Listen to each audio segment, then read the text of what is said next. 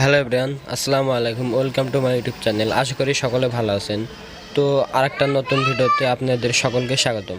তো আজকে যে ভিডিও নিয়ে আসছি এটা হচ্ছে পাওয়ার টিলারের ভিতরে যে কয়েলটা থাকে, অর্থাৎ হেডলাইট জ্বালানোর জন্য যে কয়েলটা থাকে পাওয়ার টিলারের মধ্যে, সেই কয়েলটা কিভাবে নতুন করে ওয়ারিং করা যায় সেটাই দেখানো যাচ্ছে।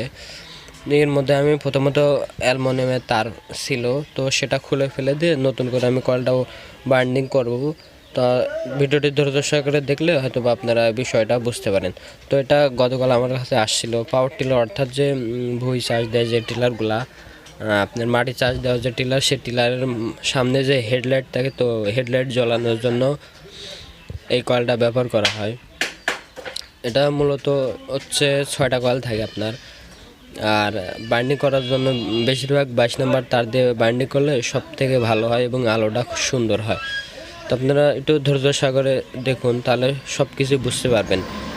এটা আপনার হচ্ছে সিরিজ সিস্টেমে বাঁধতে হয়, একটা উল্টা একটা সিধা, একটা উল্টা একটা সিধা, অর্থাৎ ফ্যানের কয়েল আমরা যেভাবে বাঁধি সেমভাবে বাঁধতে হবে, একটা উল্টা একটা সিধা, একটা উল্টা একটা সিধা। তো সুন্দর করে প্যাঁচ দিয়ে নেবো। প্যাঁচ তো আসলে গোনা সম্ভব না, তো 6 পোরল দিলে সবচেয়ে বেটার হয়। আর এলোমেলোভাবে দিলে তারটা আপনার হচ্ছে কম লাগে, আলোটা কম হয়, মানে তারটা বেশি একটা আটে না। মাঝে মধ্যে তার বাঁকা হয়ে যায়, সেক্ষেত্রে আপনার তেনা বা ন্যাকড়া দিয়ে, যাই হোক যেটা বলেন আর কি, দিয়ে সারে তারপরে টান দিলে আপনার হচ্ছে এই তামাটা সোজা হয়ে যায়। সোজা হয়ে গেলে তাহলে পেঁচানোর সুবিধা হয়, অর্থাৎ এলোমেলো বা বাঁকা হওয়ার সম্ভাবনা থাকে না। এটা বেশিরভাগ আপনার হচ্ছে 150 গ্রাম কি 220 গ্রাম এর মধ্যেই কমপ্লিট হয়ে যায়। এই মোটামুটি তামা এই মাপেরই লাগে আর কি।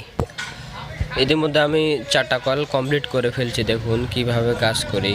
একটু সময় নিয়ে কাজ করলে হয়তো কয়েলটা সুন্দর পেঁচানো হয়। সেক্ষেত্রে তার একটু বেশি লাগলে আপনার কয়েলটা অনেক দিন টেকসই হয়। তো পেঁচানোর আগে মূলত বোর্ডের সাথে সুন্দর করে ফাইবার, 7 নাম্বার ফাইবার বা যার কাছে যে ধরনের পেপার থাকে, পেপারগুলো সুন্দর করে পেঁচিয়ে নিতে হবে। দেখুন আমি সবুজ কালারের পেপার পেঁচিয়ে দিছি যাতে বডি কোনোভাবে না হয়। এরপরে সুন্দর করে পেঁচানো হয়ে গেলে আপনার বান্ডেজ করে দিলে সব থেকে বেটার হয়।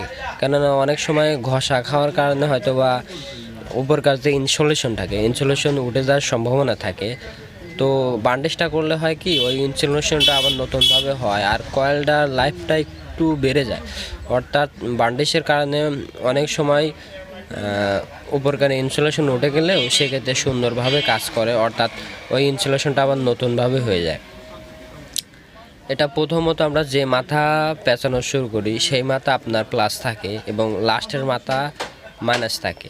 সেক্ষেত্রে আপনার 12 ভোল্ট 24 ভোল্ট দুইভাবে বাধা দেয়। তো 24 ভোল্ট করতে লাগলে হয় কি আপনার চিকনদারটা বেশি দিতে হয়। বেশি দিলে হয় কি আপনার প্যাচটা বেশি লাগে, আর প্যাচ বেশির কারণে আপনার ভোল্টেজটা বেশি বের হয়। আর যদি 12 ভোল্ট লাগে সেক্ষেত্রে আপনি 22 নাম্বার তার দিয়ে বাঁধলে আপনার 12 ভোল্ট ঠিকঠাক মতো আসবে। 12 ভোল্টের লাইট বা সামনের যে অটো বোরাক বা ভ্যানের যে এলইডি পাওয়া যায়, এলইডিগুলো আপনারা ব্যবহার করতে পারবেন, খুব সুন্দর আলো হবে। সাদা কালার বা রৌদ্র কালার যার যেরকম দরকার হয়। এটা রাত্রেবেলার জন্য মানে এই কয়েলটা কাজ করে, অর্থাৎ যখন আপনি লাইট জ্বালাবেন তখন কাজ করবে। আর এটার কানেকশনে লাস্ট 2 প্রান্ত ভেজালের কিছু কারণ নাই বা টেনশনের কোনো কারণ নাই। 2 প্রান্ত থাকে, প্রথম প্রান্ত থাকে প্লাস এবং লাস্টে যে প্রান্তটা বের হয় এটা মাইনাস। সুন্দর করে আপনার উপরে ইনসুলেশন তুলে দিয়ে আপনার তারের সাথে কানেকশন করে দিয়ে উপরে যে টিউব, দেখুন মাঝে মধ্যে আমি অবশ্য টিউব দিয়ে দিছি, কারণ এক কল থেকে অন্য কলে গেলে হয়তো বা ওখানে ইনসুলেশন উঠে যাওয়ার সম্ভাবনা থাকে। সেক্ষেত্রে আপনার 2 নাম্বার কি 3 নাম্বার টিউব দিয়ে দিলেন, তাহলে হয়তো বা বডি হলো না। আর বডি না হলে তো কয়েলটা অনেক দিন টেকসই হবে। অবশ্য বান্ডিশ করে দেওয়া মাস্ট জরুরি। তো আমরা কানেকশন করছি, দেখুন বান্ডিশও করছি, করে রোদে শুকাচ্ছি, প্রায় 1.5-2 ঘন্টা রোদে শুকানোর পর কানেকশন করছি। দেখেন একটা লাল তার একটা কালো তার, প্রথম প্রান্ত প্লাস এবং লাস্টের প্রান্ত মাইনাস, কানেকশন করে বান্ডিশ করে কমপ্লিট করছি। দেখুন কয়েলটা এখন কমপ্লিট বা ব্যবহার উপযোগী। এখন মেশিনের মধ্যে ফিটিং করলে হয়তো বা কাজ করা শুরু করে। আমাদের চ্যানেলটি সাবস্ক্রাইব করে রাখুন এবং ভিডিওতে লাইক দিন, যাতে করে আপনারা নিত্য নতুন সকল ভিডিওগুলো সবার আগে দেখতে পারেন। আল্লাহ হাফেজ।